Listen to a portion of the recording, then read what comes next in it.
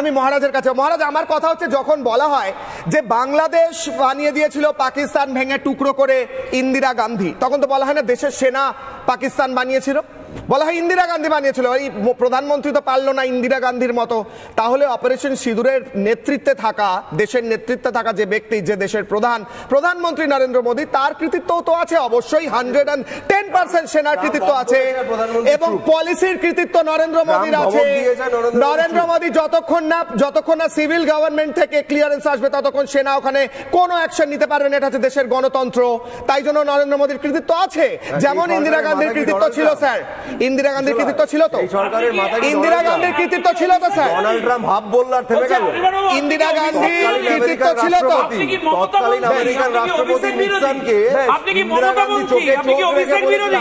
আপনার অবশ্যই এখনো বলা হচ্ছে স্যার যে আমেরিকা কোনোভাবে হস্তক্ষেপ করে না। ডোনাল্ড ট্রাম্প হাফ বলছে, নরেন্দ্র মোদি চুপ। মহারাজ আপনি কি অভিষেক বিরোধী? মহারাজের কাছে, মহারাজ আমার প্রশ্ন হচ্ছে ওটাই যে এই যে কি বলবো দ্বিচারিতাটা, আমার কথা হচ্ছে দ্বিচারিতাটা, যেখানে হুমায়ুন কবির বলছে কেটে ভাসিয়ে দেবে, হিন্দুদের বলছে কারণ উনি সংখ্যাতত্ত্ব দিয়ে বলছেন, সংখ্যাতত্ত্ব বললে যে কোনো লজিক্যাল মানুষ বুঝবে যে উনি হিন্দুদের কথা বলছেন। কিংবা সিদ্দিকুল্লাহ চৌধুরী বলছেন টাইট দেবো জেলায় জেলায়, তারপর এতগুলো দুজন মানুষের মৃত্যু হলো, গোটা জেলায় দাঙ্গা হলো। স্যার তো হিন্দু বিদ্বেষী কথা বললে কোনো রকম ব্যবস্থা হয় না, দেশ বিদ্বেষী কথা বললে ব্যবস্থা হয় না। অনুব্রত মণ্ডলকে বলা হয়েছিল তুমি একটু ক্ষমা চাও বাবা, উনিও ক্ষমা চেয়ে নিয়েছেন।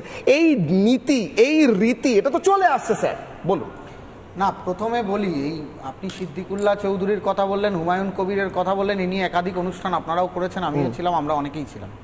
আমি এই আজকের যে আলোচ্য বিষয় মানে অনুব্রত মণ্ডলের যে ভয়েস রেকর্ডিং, যেটা না টোটালটাই স্যার অনুব্রত মণ্ডল এবং পুরো ইতিহাস বিষয়ে আমি আসছি। তো এই গোটা ভয়েস রেকর্ডিং থেকে তিনটে জিনিস খুব স্পষ্টভাবে বোঝা যাচ্ছে। প্রথম, গোটা পশ্চিমবাংলায় অ্যাডমিনিস্ট্রেশন মানে পুলিশ প্রশাসন, মানে মানুষ বিপদে পড়লে, ধরুন রাত্রিবেলায় চুরি, ডাকাতি, খুন, ধর্ষণ, রাহাজানি এই সমস্ত ঘটলে পরে তখন আমরা কার কাছে যাই? আমরা কাকে ফোন করি? আমরা থানায় ফোন করি, আমরা পুলিশের সঙ্গে যোগাযোগ করি, পুলিশ প্রশাসন আমাদের প্রোটেকশন দেবে। সেখানে সেই পুলিশ প্রশাসনকেই সেই রাত্রিবেলাতেই একজন শাসক দলের নেতা, যিনি অবশ্য এখন জেলা সভাপতি পদে নেই, তাই নিয়ে অনেক মান অভিমান ইত্যাদি প্রভৃতি, সেটা অনির্বাণবাবুদের দলের ব্যাপার, সেটা নিয়ে বলতে চাই না। তো এই পুরো ক্লিপিংসটা থেকে একটা জিনিস খুব পরিষ্কারভাবে কিশলয়ে বোঝা গেল যে পশ্চিমবাংলার পুলিশ প্রশাসনের ঠিক কি পরিস্থিতি, তারা ঠিক কোন জায়গাটায় আছেন আর তাদের মা বোন ঠিক কোথায় আছেন। এক। দুই, এই যে ওসি লিটন বাবু, যাকে নিয়ে এত বিতর্ক, যিনি আজকে এফআইআর করেছেন, আজকে আমি বীরভূমের পুলিশ সুপারের একটা প্রেস কনফারেন্সও দেখছিলাম আপনাদের চ্যানেলের মারফত, তিনি বলেছেন যে ব্যবস্থা নেওয়া হবে, আরো অনেক কিছু। কি ব্যবস্থা নেওয়া হবে ঢপের চপ, সেটা তো আমিও জানি, আপনারাও জানেন। কিন্তু ওই ক্লিপিংসের মধ্যে একটা শব্দ রয়েছে, লিটন বাবুকে অনুব্রত বাবু বলছেন যে কাজলের গু খায়। এই কথাটা আপনারা হয়তো শুনেছেন, আমি কিন্তু খুব ভালো করে শুনেছি ক্লিপিংসটা। কাজল ভার্সাস অনুব্রতর এই যে লাফালাফি, এই যে মারামারি, এই যে লড়াই, যে মিছিলকে কেন্দ্র করে এই ভয়েস রেকর্ডিং, এই ভয়েস ক্লিপিংসগুলো ভাইরাল হওয়া, বা এই যে ওখানকার ভারপ্রাপ্ত আইসি সাহেব লিটন বাবুকে হুমকি বা আরোপ প্রত্যারোপের ঘটনা, এটা থেকে একটা জিনিস বোঝা যাচ্ছে যে বীরভূমে কোথাও না কোথাও কাজল শেখের উত্থান অনুব্রত মণ্ডলকে হতাশার অন্ধকারে নিমজ্জিত করছে। কিন্তু কাজল শেখ আর অনুব্রতের মধ্যে যদি বিষয়টা সীমাবদ্ধ থাকতো তাহলে তো সমস্যা ছিল না। কিন্তু কাজল আর অনুব্রতর এই দড়ি টানাটানির মধ্যে সাফারার হলো কে? বীরভূমের বোলপুরের থানার আইসি লিটন দাস। সাফারার হলো কে? তার শুধুমাত্র এই লড়াইয়ের জন্য এটা হচ্ছে না। আপনারা দেখবেন ধারাবাহিক অ্যাপ্রোচ রয়েছে। ধর্মসাই বিজেপি লড়াই, ধর্মসাই বিজেপি